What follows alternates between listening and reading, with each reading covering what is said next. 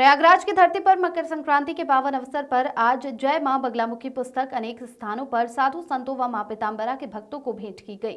पूर्व न्यायाधीश रहे स्वर्गीय श्री उमाशंकर पांडेय जी की मधुर स्मृति में लिखी गई पुस्तक का यहां मां बगलामुखी हवन के साथ पूजन भी किया गया। हवन व पूजन कार्यक्रम निरंजनी अखाड़े के संत श्री सर्वेश्वरी गिरी महाराज जी के सानिध्य में माई के साधक श्री विजेंद्र पांडे गुरुजी ने किया। इसके साथ ही द्वितीय संस्करण का विमोचन भी महाकुंभ क्षेत्र में मां गंगा के भक्तों ने किया। इस अवसर पर विजेंद्र पांडे गुरुजी, अनीता पंत, धीरेश जोशी, भावना जोशी, चंद्रशेखर जोशी, नमिता जोशी, योगेश पंत, ज्योति पंत, नंदन प्रसाद उप्रेती, तारा उप्रेती, विपिन उप्रेती, यामिनी जोशी, विनोद तिवारी, गोविंद मेहरा सहित अनेकों भक्तजन मौजूद रहे। हवन पूजन व विमोचन के पश्चात नेत्र कुंभ में प्रयागराज के कुल पुरोहित मुकेश शुक्ला को भी पुस्तक भेंट की गई। पुस्तक को प्रसाद स्वरूप ग्रहण करते हुए उन्होंने कहा कि ये उन पर मां की असीम कृपा है जो उन्हें इस पावन भूमि पर मां की महिमा पर लिखी गई सुंदर पुस्तक प्राप्त हो रही है।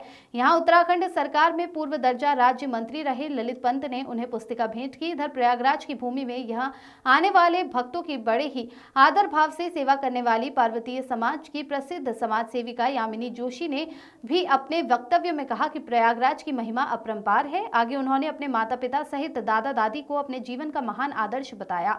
इससे पूर्व श्री सर्वेश्वर गिरी महाराज ने भी सबसे यशस्वी व मंगलमय जीवन की कामना की। आइए जानते हैं किसने क्या कुछ कहा। रमाकांत पंत की रिपोर्ट।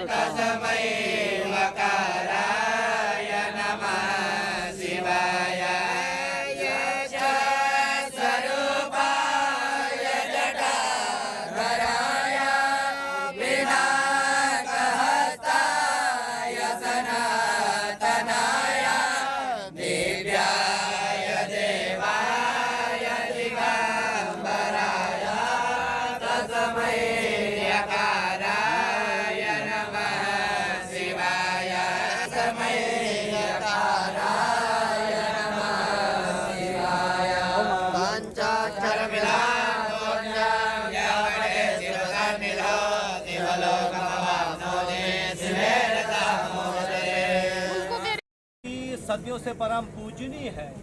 कहा जाता है कि ब्रह्मा जी ने अपना प्रथम यज्ञ ऐसी पावन धरती पर किया।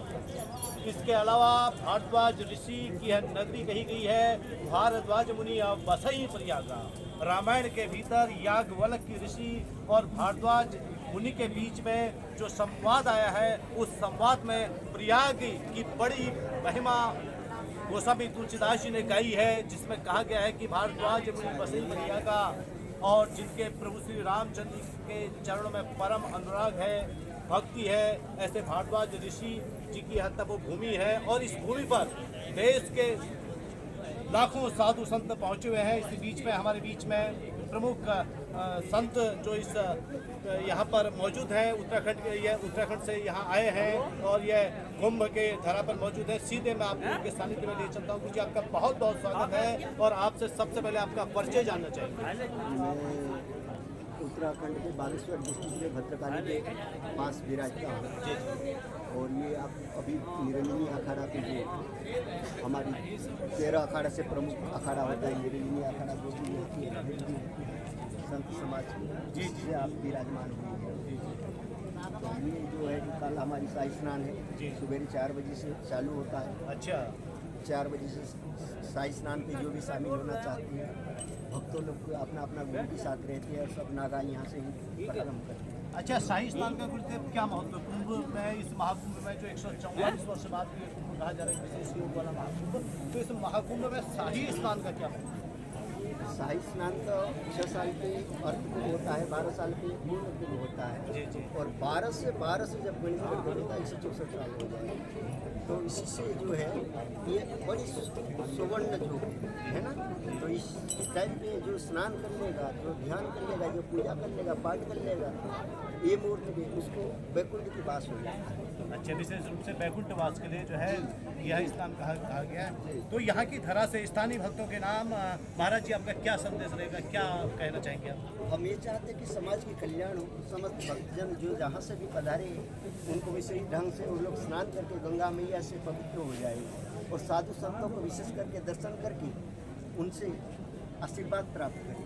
अच्छा, पुराणों में महातीर्थ प्रयागराज जी का जो महत्व है, संक्षेप रूप से कौन सा ऐसा विशेष महत्व है जो आप पुराण के अंदर जाएंगे तो बहुत आगे तक चला जाएगा। ये आप तुलसीदास जी से देख रहे हैं कि प्रयागराज में जो प्रयागराज की विशेष करके स्नान की उल्लेख है और कुंभ की उल्लेख है। इसमें लिखे कि नर किन्नर यज्ञ गंधर्व देवता सभी ने कल स्नान करने आते हैं। किस रूप से आते हैं वो आपके ऊपर डिपेंड करता है कि आप किस रूप से दर्शन करते हैं। कल जितना भी विश्व पूरे ब्रह्मांड में सभी ने कल स्नान करने आए और आप भी स्नान करने के लिए पधारें।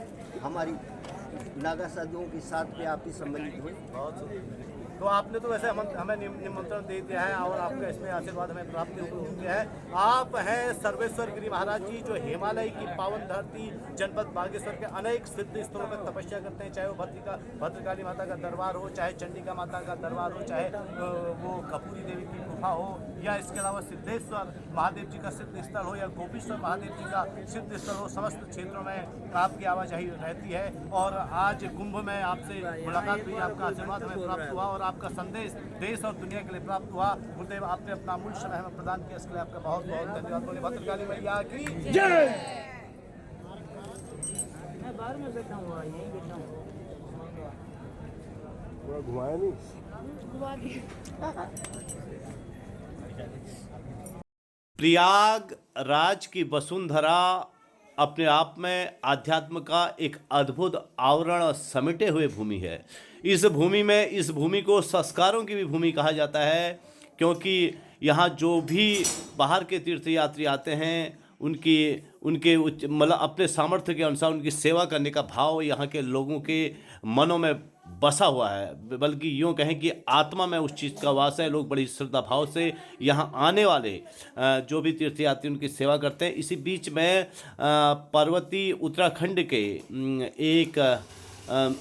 के एक वरिष्ठ समाज सेवी हमारे बीच में उपस्थित हैं, श्री जोशी जी, और उनकी बिटिया है यामिनी जोशी। यामिनी जोशी जी, आपका बहुत बहुत स्वागत है। और आज आपसे ये जानना चाहेंगे कि प्रयाग की भूमि में आप सबसे पहले ये बताइए कि प्रयाग की भूमि के आसपास के कुछ वो तीर्थ स्थल बताइए जिनके आपने दर्शन किए हों। पहले तो बहुत बहुत धन्यवाद। जी, और धन्यवाद। प्रयाग, जैसे मैं तो यहीं की हूँ, प्रयागराज की, तो हनुमान मंदिर हो गया, अक्षय वट हो गया, और क्या कहते हैं भारद्वाज आश्रम हो गया, और संगम तो आप सब जानते ही हैं, आप इतना घूम चुके हैं, और मनकामेश्वर हो गया। ये सब हम लोग वेड़ी माधव और इतने ढेर सारे मंदिर है यहाँ। हाँ, वास्तव में ये मंदिरों की नगरी है और आपने अनेक यहाँ के लगभग सभी मंदिरों के दर्शन किए हैं, क्योंकि बचपन से आप यहीं आपका जन्म है, यहीं आप पली हैं, यहीं आप बड़ी हो रही हैं। और हम ईश्वर से कामना करते हैं आप शतायु चिरायु बहुत लंबी आयु को प्राप्त हुए। लेकिन आपसे जानना चाहेंगे कि इन समस्त मंदिरों के बीच में आपको कौन सा ऐसा मंदिर है जो आपको सबसे प्रिय है इलाहाबाद की भूमि में?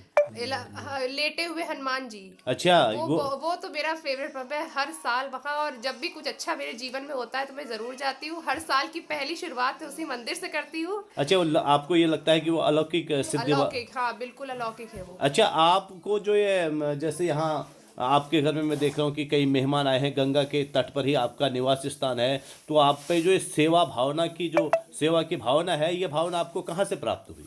ये तो हमारे दादा दादी से मैं कहूँगी, क्योंकि दादा दादी के टाइम भी बहुत लोग आते थे, बहुत मेहमान आते थे, और हर साल हमारे वहाँ अर्ध कुंभ और महाकुंभ 2 मेहमान आते, माघ मेले में मेहमान आते हैं, और हमें बहुत अच्छा लगता है। अच्छा दादा दादी का आपने जिक्र किया, तो हाँ। दादा दादी का जिक्र करने पर मैं आपको सीधे लिए चलता हूँ जोशी जी के पास। जोशी जी, आपका बहुत बहुत स्वागत है। आप सबसे पहले अपने माता और पिताजी का थोड़ा परिचय कराने की कृपा करें। हमारे पिताजी अब तो स्वर्गीय ब्रिज मोहन जोशी जी, माता हमारी गोविंदी जोशी जी हैं। पहाड़ कौन से स्थान से है? हमारा ग्राम सकनोली बेरीनाग पिथौरागढ़ डिस्ट्रिक्ट। जी। हमारे यहाँ माघ मेले में और कुंभ मेला कुंभ में जितने पर्वतीय लोग हैं, जो हमारे परिचय के नहीं भी परिचय के हैं, उन लोग को भी हम लोग बाहर पंडे के यहाँ, वहाँ तीर्थराज प्रयाग के जो पंडे उनके यहाँ लिख के रखते हैं वहाँ, कि जिसको भी अगर कोई रुकने का स्थान है या जो भी है, वो हमारे यहाँ आके रुक सकता है। हम लोग को क्या है कि जो अगर किस रूप में हरि मिल जाए, तो हम लोग ये सोचते किस रूप में हरि मिल जाए, हम लोग सेवा भाव करते रहते हैं। हम लोग को बहुत अच्छा लगता है, और हम लोग ये सोचते हैं कि जो हमारा पर्वतीय समाज है उधर से आता है तो उसको कोई कष्ट नहीं। हम लोग के यहाँ रहते हैं, अगर उसको कष्ट मिला तो हम लोग को रहना बेकार है। बहुत सुंदर बात आपने की, क्योंकि आप नागभूमि के हैं, और नागभूमि के लोग वैसे भी बहुत सेवा वो समर्पित वाले, क्योंकि बेरीनाग का अपना आध्यात्मिक बहुत बड़ा विराट रहा है। उस भूमि में जो लोग जन्मे हैं वो वास्तव में कहीं न कहीं माँ त्रिपुरा सुंदरी के उपासक रहे हैं, और बिलकोट की देवी के उपासक रहे हैं, और नाग देवताओं के उपासक रहे हैं। तो उन लोगों में श्रद्धा भाव, विशेष रूप से कोटेश्वर महादेव के उपासक रहे हैं, पाताल भुवनेश्वर के उपासक रहे हैं, तो उन लोगों में श्रद्धा वास्तव में बड़ी अद्भुत है। और आज आपने इलाहाबाद की भूमि पर जो श्रद्धा वो आस्था यहाँ आने वाले भक्तों के प्रति बिखेरी है, वह अपने आप में अद्वितीय है। आप लोगों ने अपना अमूल्य समय हमें प्रदान किया, इसके लिए आपका बहुत बहुत धन्यवाद। तीर्थराज प्रयाग की धरा पर भक्तजनों में बहुत ही उत्साह है। सबसे पहले आपको मिलवाते हैं यहाँ पहुँचे हुए भक्तजनों से। आपका शुभ नाम? मेरा शुभ नाम है यामिनी जोशी। यामिनी जोशी जी, आप कहाँ प्रयाग की रहने वाली हैं? अच्छा, ये बताइए कि यहाँ आप कब से, ये प्रयाग संगम पे आप कब आती है यहाँ दर्शन के लिए? मैं तो आती रहती हूँ, मैं यही रहती हूँ। अच्छा, तो महाकुंभ के इस पावन अवसर पर आप क्या कहना चाहेंगी? आप कैसा महसूस कर रही हैं? कहना चाहूँगी, इतना ठंडा पानी होने के बाद लोग इतने उत्साह के साथ आ रहे हैं, बहुत मजा आ रहा है। बहुत सुंदर। और तो आप लोग कौन कौन आए हैं? साथ में कौन कौन आए हैं आपके? हमारे घर में मम्मी पापा, मैं, चाचा चाची। अरे बहुत सुंदर, आप भक्तजनों के समूह के साथ आए हैं, जैसा कि बहन जी बता रही है। 22 और 25 लोग हमारे घर में आए, पूरा सब। बहुत सुंदर, बहुत सुंदर। हमारे गुरुजी भी हैं। अरे जय हो।